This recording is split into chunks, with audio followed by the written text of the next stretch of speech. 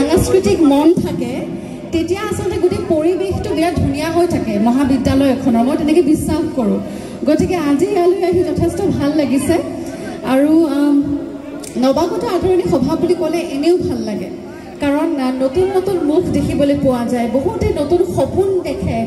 নতুন নতুন আশা দেখা পায় জীৱনটোক লৈ নতুনকৈ আৰম্ভ কৰিব বিচাৰে হয়নে নহয় ইয়াত থকা কিমান ফ্ৰেছাৰ্ছ আছে চাওঁ হাতখন দাঙি দিয়াচোন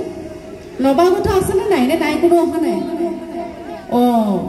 নৱাগত ষ্টুডেণ্টছ কোন ফ্ৰেছাৰ্ছ কোন আছে ইয়াত ভয় কৰিছা নেকি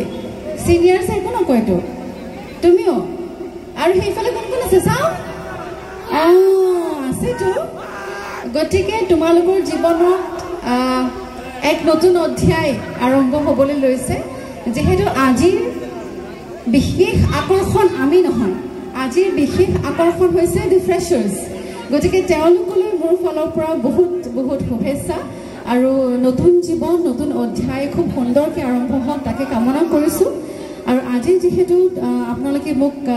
ইয়ালৈ গীত শুনিম বুলি মোক নিমন্ত্ৰণি দিছিলে সকলোৰে সহযোগিতা বিচাৰিছোঁ